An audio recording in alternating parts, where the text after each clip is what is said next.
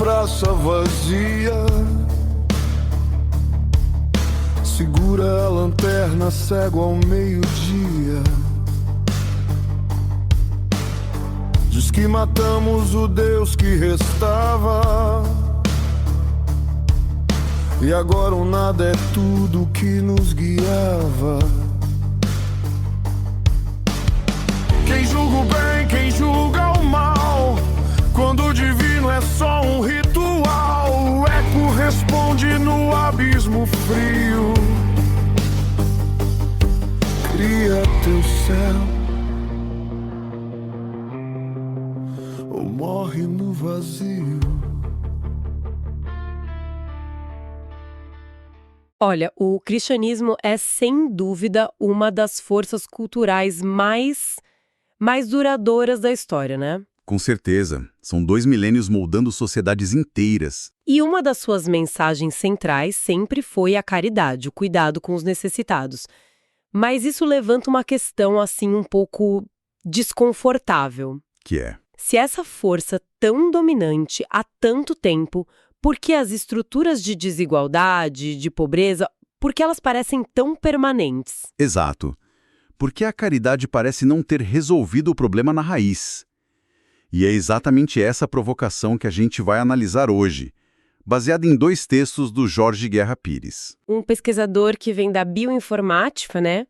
Uma trajetória bem interessante. E ele tem se dedicado a escrever sobre ciência, política, religião. E a tese dele, principalmente em um artigo com um título bem forte, Os pobres sempre estarão entre vocês, a bondade cristã é um ciclo vicioso, né? É bem ousada. Um ciclo vicioso, o que ele quer dizer com isso? Ele sugere que a moralidade cristã, com todo esse foco na bondade individual, pode, na verdade, funcionar como um motor que ajuda a manter as mesmas estruturas que causam o sofrimento. Nossa, essa é uma afirmação bem forte. Um motor que mantém o problema.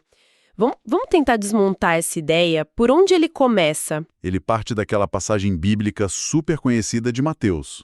Do tive fome e me destes de comer, tive sede e me destes de beber. Exatamente. O argumento dele começa aí. A ênfase está toda no gesto imediato, na ação reativa. Você vê o problema, você age. Isso. Você vê a fome, você dá o pão. O autor chama isso de moralidade de emergência perpétua. É um sistema moral feito para responder a crises, mas não para evitar que as crises aconteçam. O foco nunca é perguntar por que essa pessoa tem fome todo dia. Nunca. Ou que sistema está fazendo com que ela não tenha acesso à água. Não se questiona a estrutura. É como se a moralidade se contentasse em ser um pronto-socorro, mas sem nunca se preocupar em construir um sistema de saúde pública para evitar que as pessoas fiquem doentes. É uma analogia perfeita. E essa lógica, segundo o autor, é reforçada por outra passagem que é o pilar da crítica dele, a de Marcos 14,7. Os pobres sempre estarão entre vocês. Exato. A interpretação que ele propõe é que, se a pobreza é vista como algo inevitável, permanente, uma condição da vida, então a única resposta lógica e virtuosa é a caridade paliativa. O sofrimento do outro vira uma oportunidade para o fiel exercitar sua fé, sua bondade. A pobreza deixa de ser um problema a ser resolvido e se torna quase que um palco para a virtude individual. Mas isso no plano da ação pessoal, né? E quando essa lógica entra na política? Aí o argumento ganha outra dimensão.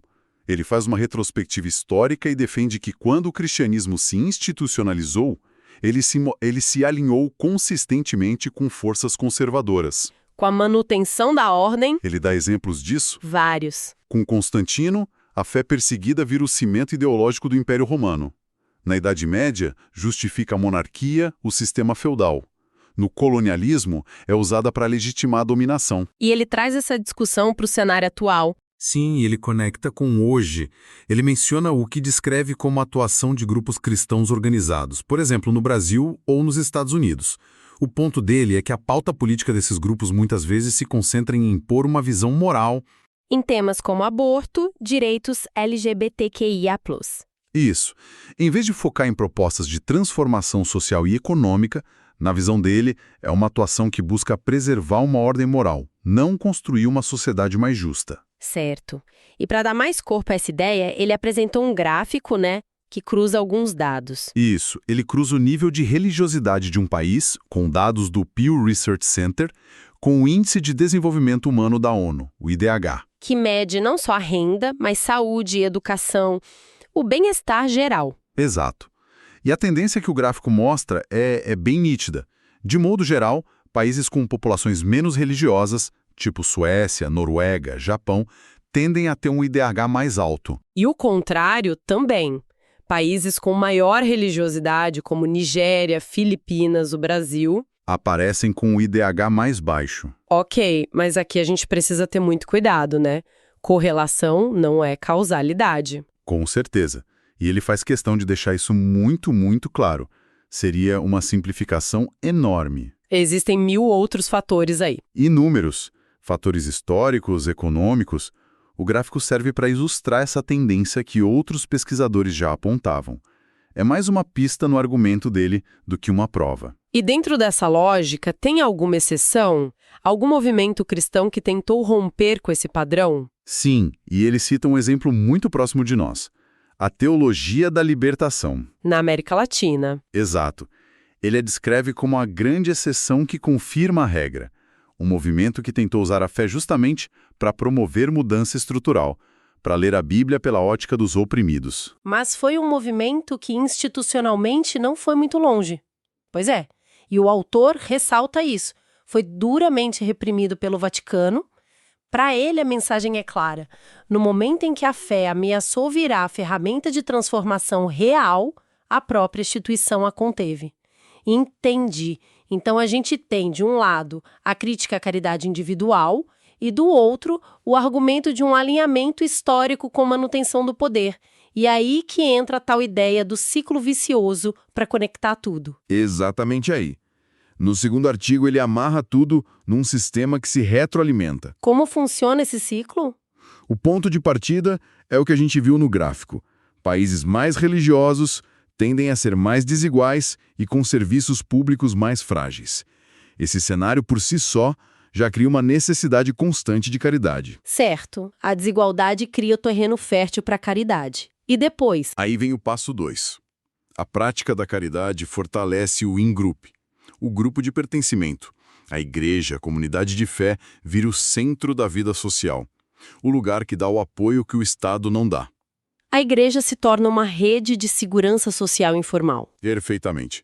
E isso cria um laço de dependência e identidade muito poderoso. Ok, e como isso se conecta com a política para fechar o ciclo? Aí vem o passo 3. Esse grupo, agora fortalecido e essencial para a vida de muita gente, ganha um peso político enorme. E, segundo o autor, tende a apoiar lideranças e estruturas que não combatem a desigualdade na raiz. Mas por que não? Não seria o lógico? Porque a caridade já é vista como a resposta moralmente correta e suficiente. A ideia de soluções estruturais como impostos progressivos ou um estado de bem-estar social forte, isso só é estranho, distante. Então, o ciclo se fecha.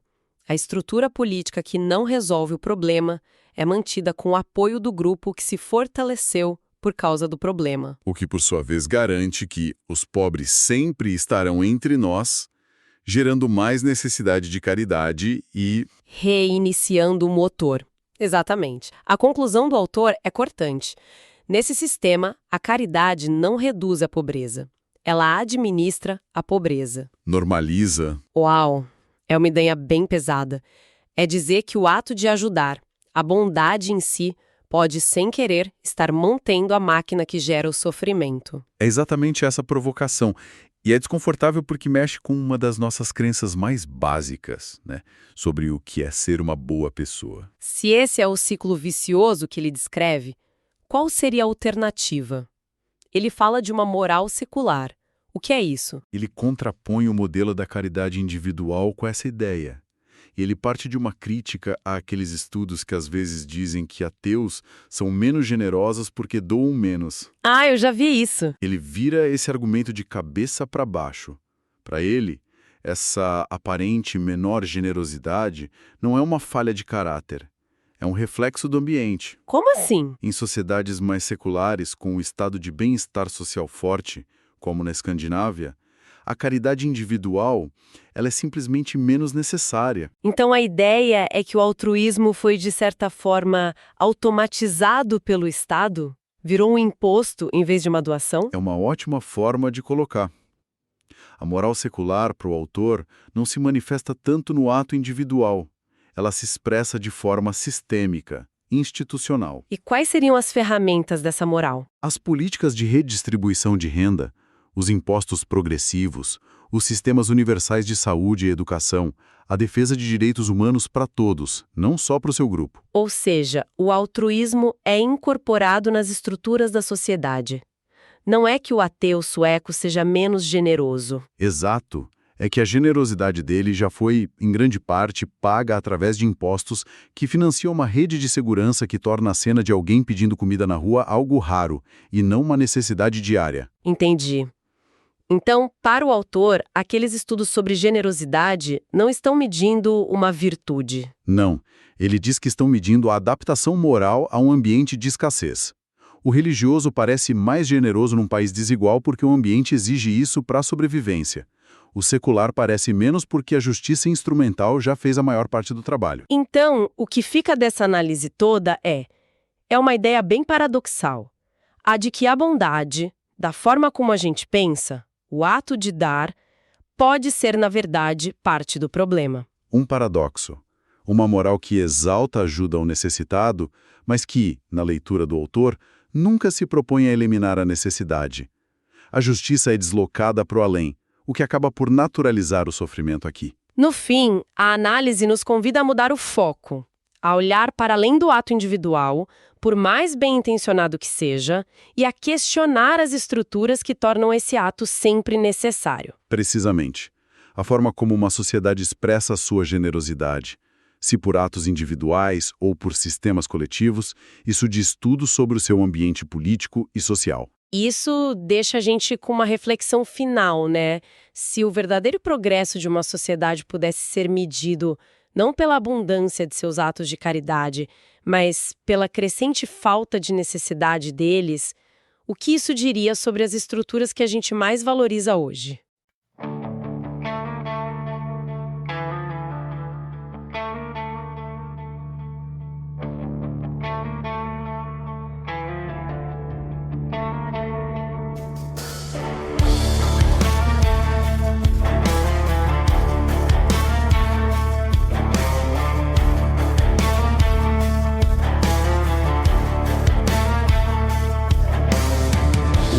Grita na praça vazia,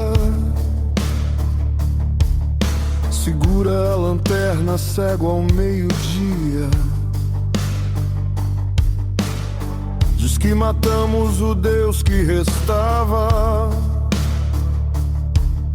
e agora o nada é tudo que nos guiava. Quem julga o bem, quem julga o mal, quando o divino é só um ritual, o eco responde no abismo frio. Cria teu céu ou morre no vazio.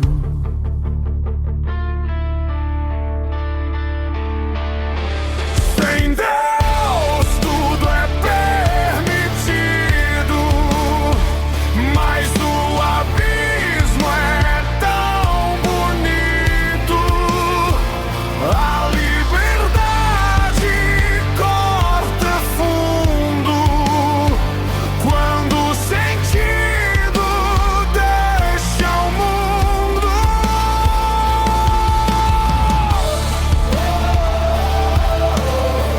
Deus está morto em mim,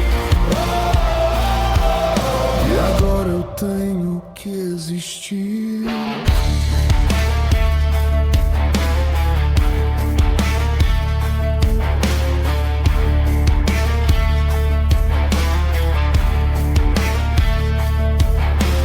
Zaratustra ri do alto da dor, Ivan afoga a culpa no amor. Um quer criar, o outro fugir, dois deuses lutando pra não ruir. Entre a fé e a criação, arde o fogo da razão. Se tudo é permitido, então sou Deus ou só negação?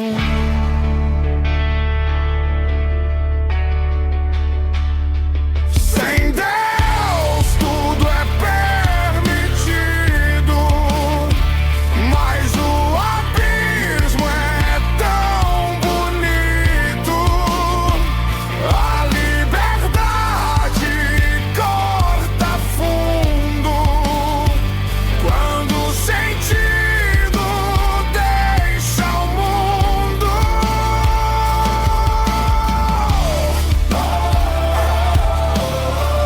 Deus está morto em mim e agora eu tenho que existir.